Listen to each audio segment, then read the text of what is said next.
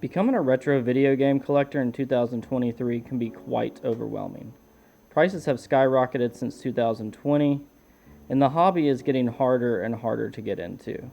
So today I thought I'd break down my top 10 tips for people that are new to retro video game collecting. Hope you like this video and get something out of it. If you do, make sure to give this video a like, consider subscribing to the channel. Now before we get started, just remember this is all my opinion. This might not work for everybody, but I think it's important to set some rules, as you're going into becoming a new retro game collector. And that's going to be our first tip. These are in no particular order, but the first one is going to be make a plan. Now, this can be anything from setting the number of games you want to get, and I know that might not be a popular opinion, but I kind of create a target list, and I like to categorize the games that I do obtain. Making a plan can also involve considering how much space you have. I live in a one-bedroom apartment in the Seattle area, and it's a very small apartment, so I have to consider the amount of games I can have before it gets kind of overwhelming and is taking up too much space. So make a plan, have an idea before you go into it just blindly, because it can get very overwhelming and you can start spending a lot of money on stuff you don't need from the beginning if you don't have a plan. So number one, make a plan. I would also, along those lines, consider focusing on just one or two consoles probably at the beginning, maybe just one, instead of trying to branch out and spread yourself too thin from the beginning. Maybe consider setting the number amount of games, consider the space you have, and also consider just focusing on one or two consoles from the beginning. Tip number 2 is going to be set a budget. Now, everybody's budget is going to be a little bit different, but I can give you a little bit of an idea of what I spend per month. I try to keep it around $25 to $50. Now, that can be for either reselling or just collecting, because I do resell on MERCARI to gain a profit to put that into my collection. So that's one thing I would consider. If you don't want to get into reselling, at least just kind of set a budget that works for you. Set aside a good amount of money that you can reasonably get by each month with and not be overspending, because when you're not keeping track of it, it can get out of hand very quickly, and before you know it, you're spending way too much money and you can't pay your bills. So set a budget and start from there. Tip number 3 is going to be along those same lines, and that's going to be consider reselling, because you're already going to be going out and hunting for games as a collector. I always think about, if you're going out to hunt those games in the beginning, or to begin with, you should at least consider reselling to flip those profits into stuff you actually want for your collection, because you're not always going to necessarily find stuff you need or want for your collection, but you could come across something that you could sell at a reasonable price. I don't think you should be going out there charging outrageous prices and trying to rip people off, because that's not what I'm talking about. I'm simply talking about finding an item and selling it for a reasonable price and flipping that profit into something you want for your own collection. Because like I said, you're already going to be spending the time going to different game shops, going to Value Village, Goodwill, and places like that, or at least you should. And I think you should consider using MERCARI or eBay, Amazon, whichever platform you would like to use. This will give you an advantage, I think, in collecting games, because like with MERCARI, I just keep that credit on the actual app to put towards a game, or if it's a considerable amount that I flipped, I will take that money, pocket it, and use it for a bill or put it in a savings or invest it. So consider reselling. Number 4 is going to be start with what you know. Now, a lot of people are very confused of where to start when they start collecting. The easiest place to start from the beginning is just collecting what you know, what you had as a kid maybe. Trying to get that collection back, is originally why I started in the first place. When I first started collecting again, first I got a Nintendo 64 and Ocarina of Time, because that's the game I wanted to play. I loved Zelda growing up, and that's what got me back into the hobby. From there, I got a Sega Genesis because that was the first console that was originally passed down to me. So I was very familiar with both of those systems. I knew there was going to be games for both of those systems that I would enjoy and like to play. I would not consider jumping into a console that you have no experience with. If you have no idea what a Sega Saturn is, or an Atari 2600 or 72, any of these various consoles, I don't see the point of jumping into something you don't have any nostalgia for or any kind of knowledge or experience with. You're going to enjoy the stuff you grew up with, I believe, the most. So I would start there. Start with something start with the games you're going to enjoy. From there, you can kind of start to slowly branch out. But I would stay away from watching too many YouTube videos on top 10 games and stuff like that, because not everybody's opinion is going to align with yours, and not everybody plays the same games as you. So stick to what you know from the beginning. That's kind of the best advice I can give you. And that's going to coincide with my fifth tip, and that is collect only what you'll play. Now, a lot of people make the mistake when they get into retro video game collecting and just picking up random games that are cheap, especially for NES, Xbox, Wii, PlayStation 2, stuff like that.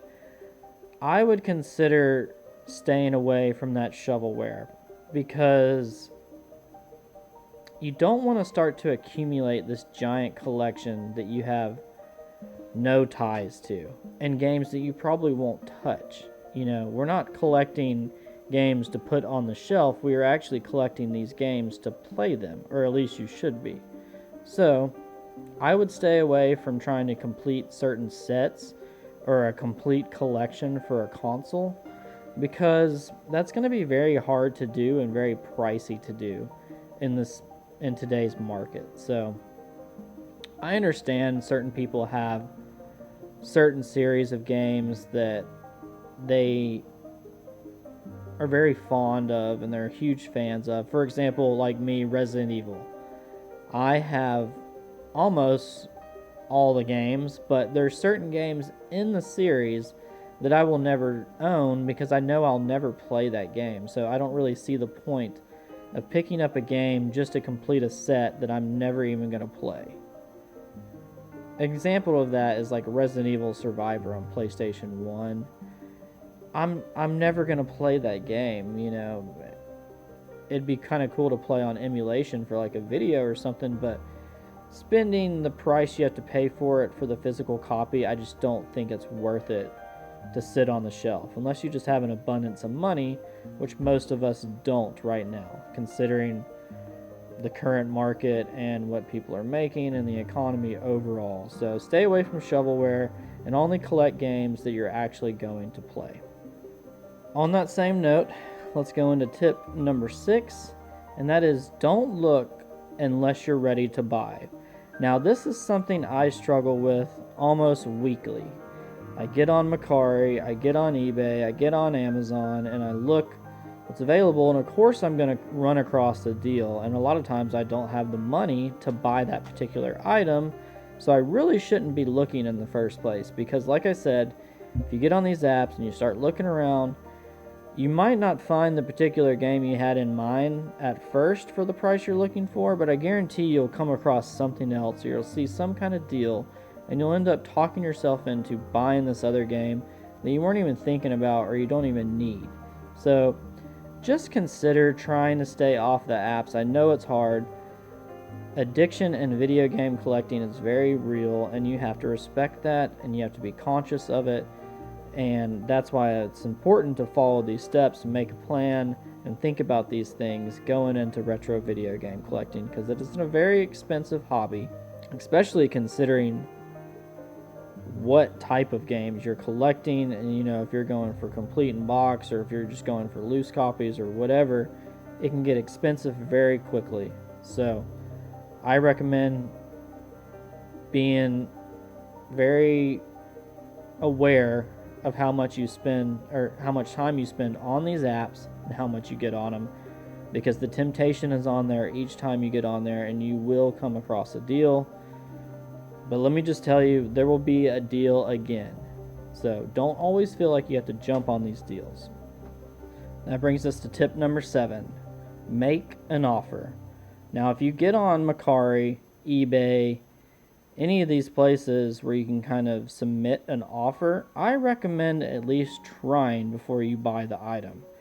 Because I would say about 80% of the time when I send an offer to someone, if it's a reasonable offer, now you need to be respectful, be kind, be nice, communicate with the individual. Don't try to rip them off. Just don't be a jerk. Submit an offer, and 80% of the time for me, they will accept that offer, especially if the item's been sitting around for a while. People just want to get rid of it, and I can speak from experience on my end as a seller too.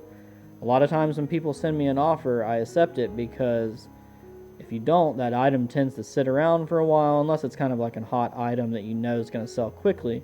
But for the most part, people are willing to communicate with you and work out a deal. So don't be scared to send an offer before you just buy now. At least just make the time, make the effort, because the answer will always be no unless you ask. So just consider that. Tip number 8 is going to be patient. Now, like I was previously talking about, there's always going to be deals you can jump on, but I recommend trying to be patient and wait to see what you can find. Because a lot of times I've had like an impulse to buy a game, and then I held off because either I didn't have the money or I didn't need it at the time, and then bam, next week I go out game hunting and I find that game out in the wild. Now, obviously this isn't always going to happen, but it does happen, believe it or not. So patience does pay off, and you'll be very surprised on what you will come across. Like right now, I just get an NES, and I've been slowly kind of collecting it.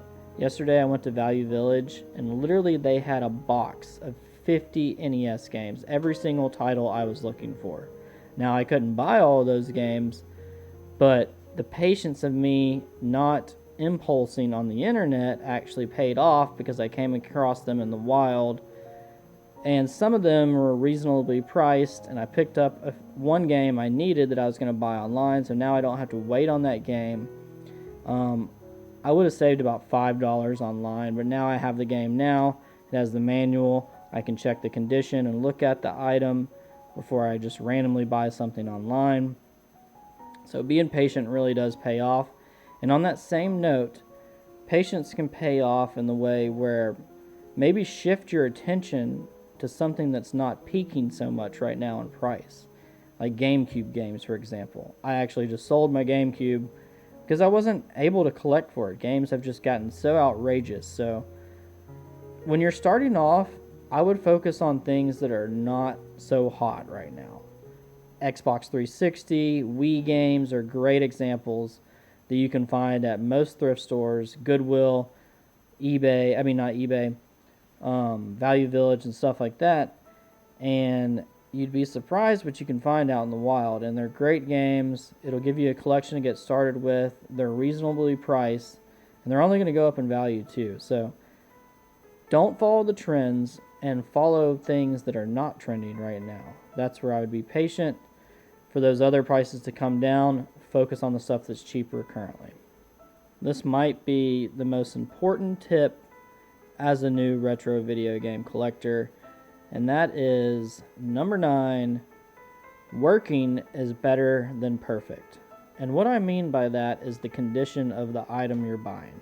If you were willing to spend a little less money on something that is in either fair or good condition or working condition, that might have a few kinks, it might have a ripped label or this or that, you will be able to collect more games and get some of the titles that are a little more expensive for a better price. Now, there's one other advantage I want to talk about with this too that I haven't heard a lot of other people bring up. And the fact of the matter is, sometimes when you see a game that it looks just absolutely perfect, I'm very weary of it, especially if it's a game that's 20 years old, because a lot of times my first indication is that game is a reproduction.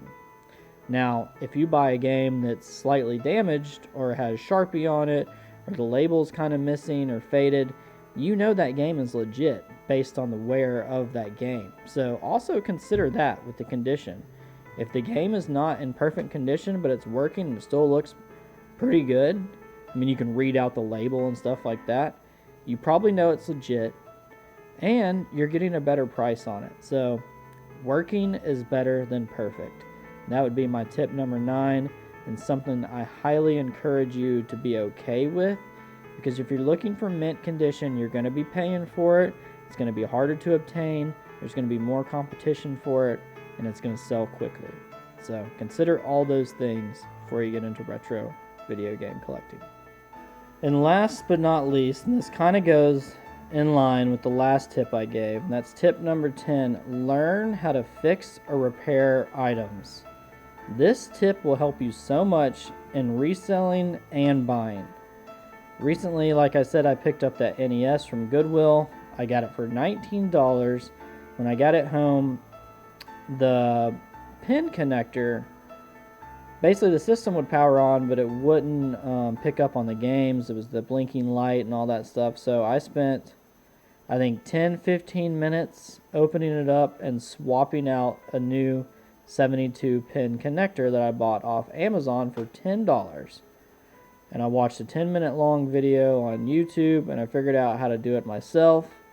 And now it's basically a brand new console, because I was willing to take the time to spend 10 to 15 minutes on it and spend $10 on a new connector, making the console brand new. Now this also helps with reselling, because you can come across an item that might not be particularly working correctly. You know, the disk drive might not open and close, might not read the disk. You can swap out parts with another one. There's so many different things you can do, and a lot of these older systems are not that hard to fix, so it really goes a long way if you learn how to fix or just repair some of these items. And along with that same tip, invest in a video game screwdriver set. You can find them pretty cheap on Amazon, and most of them have like universal bits you can put in there in different sizes and stuff like that, where you can get into most consoles. So if anything, you might have to clean a console or something like that, or just open up a game at a convention and make sure it's legit and authentic. There's so many different advantages to having that screwdriver set, so invest in one of those and start learning how to fix some of these different consoles. That's going to wrap it up for my 10 tips for retro video game collecting 2023. I hope this video was helpful, or at least you got some kind of entertainment out of it. Comment down below if you're new into retro video game collecting, if you have any more questions, if you think I missed anything. I'd love to hear about it in the comments. Support this channel by liking the video and consider subscribing to the channel. Thanks for watching. I'll see you guys next time. Stay blessed.